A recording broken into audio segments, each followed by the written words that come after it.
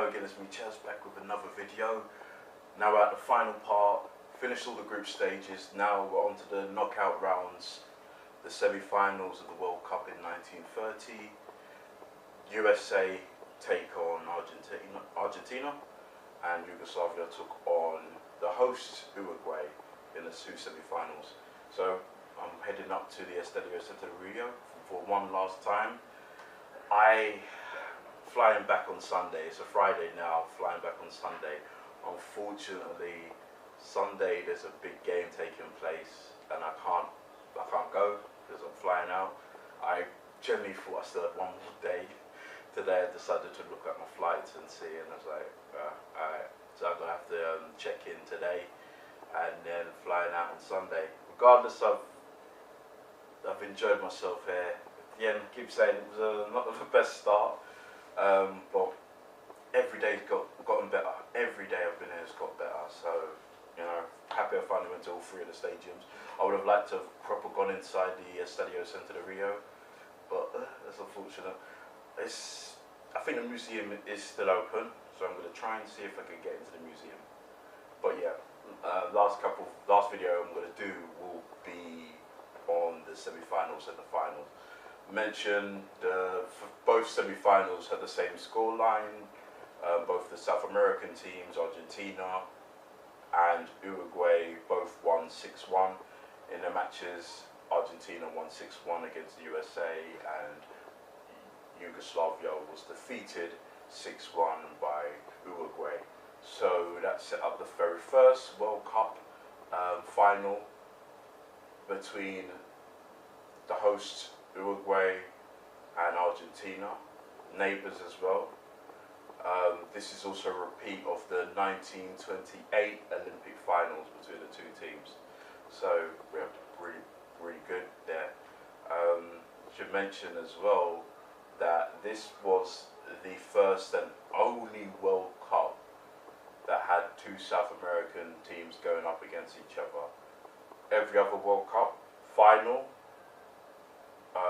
all had a European team in, and in some cases two European nations going up against each other. So yeah, this is the first and only final.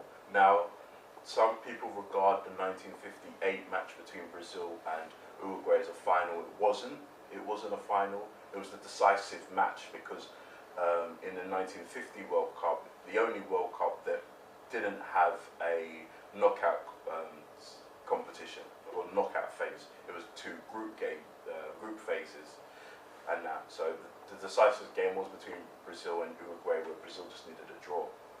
Uruguay won that, and that was the second time they won their World Cup. This, though, is the first time they won their World Cup. They defeated Argentina 4-2, and Uruguay became the first nation to ever win the World Cup. And also they became the first nation, the first hosts to win the World Cup as well. So yeah, it's brilliant. I'm going to head up to there now, discuss the two semi-finals a bit more, and obviously the final. It's been good. It's one more recording session. Alright, so bye.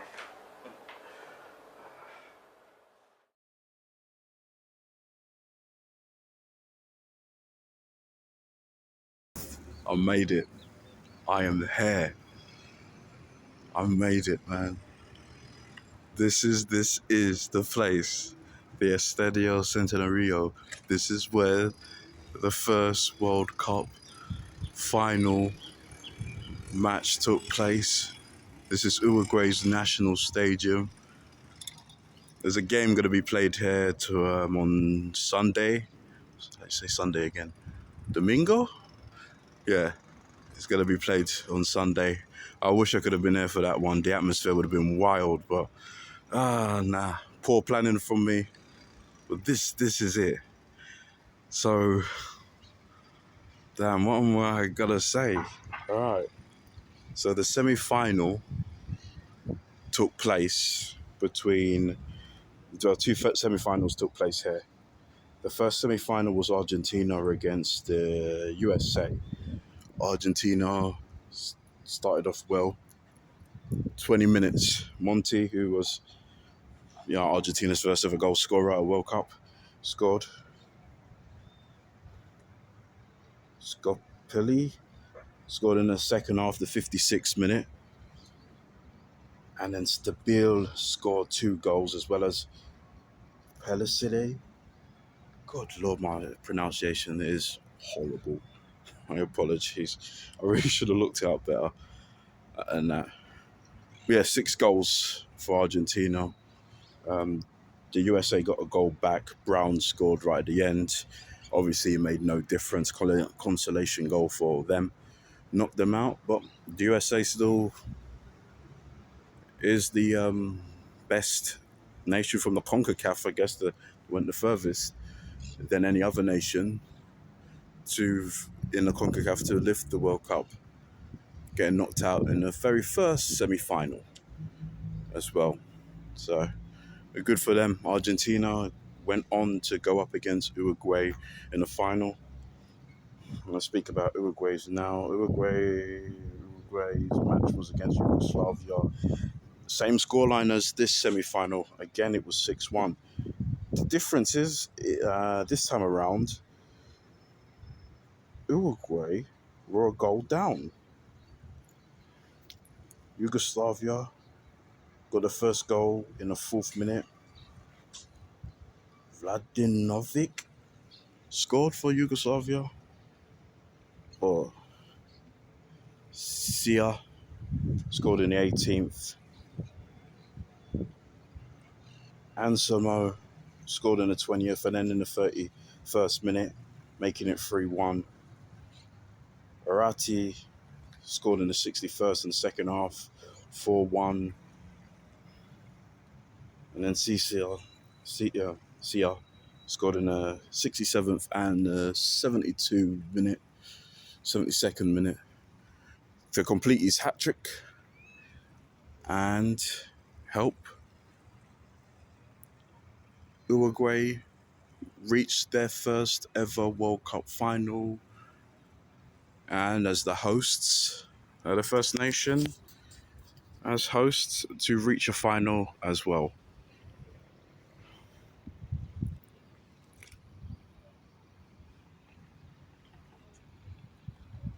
Not sure allowed to walk around any further.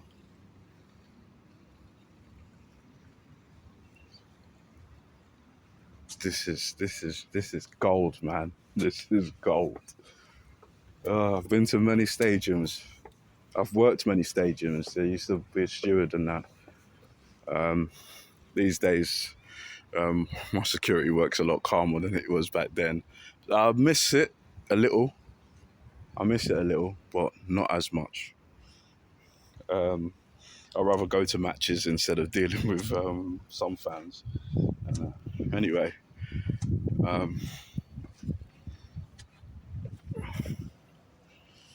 yeah, the final now. Argentina against Uruguay, the final. The 2 South American teams competed. Now, I think the stadium holds about 60,000, right? I heard back then it filled about 90. Probably did. Health and safety these days and that's why they would change it and all. But it probably did fill that much people back then. Oh, man. Sorry, man. This is wild. All right. I've got a video to do. Jeez.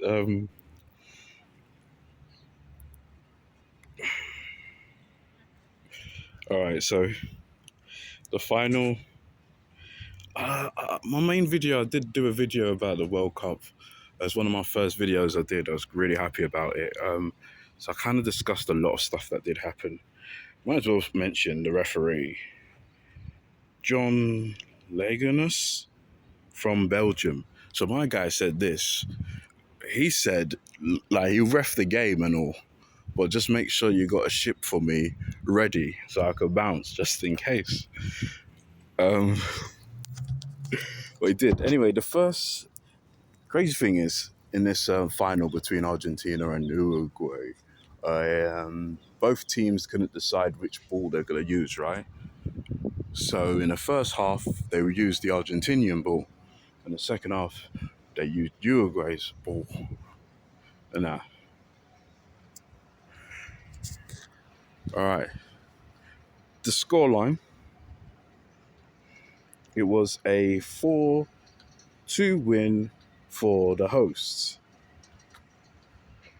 They were leading in the first half. Dorado scored in the 12th minute, but Argentina did get a goal back. Pucelli scored in the 20th minute.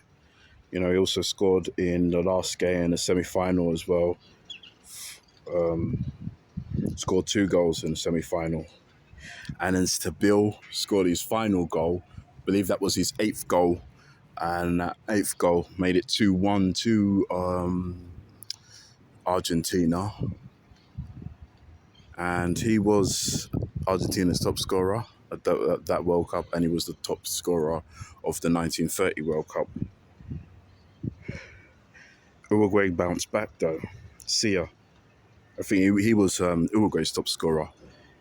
I think he was classed as the best player. I think they've done like a sort of thing to check who the best player are and all that. Then looking to like historians, man. Like I'm just an amateur, mate. So I'm just doing this for fun, and I get names wrong and all that. But I'm still learning. But yeah, the proper historians went and all checked and who was the best players and all that. They scored 57th minute. Rate scored in the 68th minute, making it 3-2. Uruguay back in the lead, and finally, Castro scored for Uruguay. And the craziest thing is the fact that he was Uruguay's first goal scorer. I didn't even mention this. It's him, innit? He had one arm. Guy had one arm and stuff. And I think it's brilliant in itself and that. But just another thing is the fact that he was Uruguay's first goal scorer at the World Cup. And then him scoring their last goal in the final, pretty much securing the victory, was a special moment for him. And obviously for the nation. And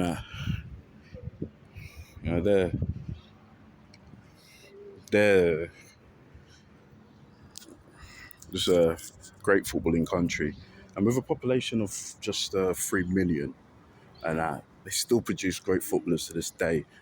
They do win the World Cup again in 1950, 20 years later, when they do return to the World Cup. Give me 1 second. So yeah, I'm just filming other parts of the stadium now. This is gold. Yeah. But yeah, nation of 3 million people, and still produce great footballers to this day. I think it's one of the main professions in this country is being a footballer. If you look up, I think is it top 10, top 20, I guess, countries that produce the most footballers, and Uruguay's there. And considering their population of 3 million, quite small, just over 3 million, to be able to produce that much footballers is crazy in itself. They've been unlucky a couple of years. I think in some cases, like this, Suarez's team, Diego Forlan, they had a lot of talent there. They got unlucky, I say, in 2010. Well, maybe lucky, that handball. But was it the Dutch knocked them out in that one? Yeah, it's a tough Dutch team, and you can say the Dutch were unlucky as well themselves. Also, I think, I think 2018 is a good shout. I think if they didn't play France, Uruguay, I think they probably would have went far. I would have fancied them may have beaten Argentina in 2018. But again, coming up against that French team is what it is. And obviously in 1970, they went up against, in my opinion, probably the best international team ever, and that's the Brazilian 1970 team. And they went up against them in the semi-final. They went past them, they probably would have beaten Italy. Maybe, I don't know. But again, so they've I think when they've been knocked out a fair amount of times and been close, they've been they went up against really some of the best teams you could think of. I don't know. I think 1954, when they were the defending champions. I don't know. I think did they get knocked out by Hungary? If they did, yeah, I think they got knocked out by Hungary. And like, you know about that Hungary team is to me probably the best on paper anyway. If it goes for amount of goals scored and that what's the that Hungary team, the 1954 Hungary team, have the best goal to match ratios outside of any team.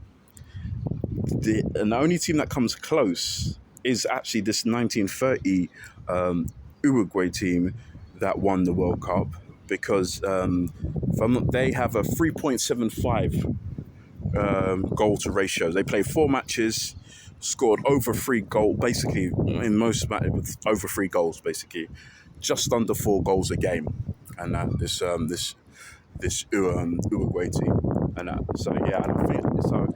I might be sure. I think Hungary did probably knock them out, and again, that's still to me the 1954 Hungary team is the best runner-up team ever. But yeah, again, this is it. It's probably my last video, at least being here. I came here for mainly the World Cup stuff, but I've been meaning to come here for years, and that this is a great country. People have been nice, very helpful as well, and that, and this ground, perfecto. Anyway, I'm done. I think, yeah. This has been my World Cup video, man. I'm not sure how I'm going to do this, if I'm going to split them up. I probably will end up splitting them up. Group 1, Group 2, 3, 4, and the semi-final and final ones. I put those videos together. Well, I appreciate watching and listening to this. This is me, Chaz, in Montevideo, Uruguay, right at the Estadio. See if I can get closer. Centenario. Anyway, I appreciate watching, listening, and this has been done. Bye.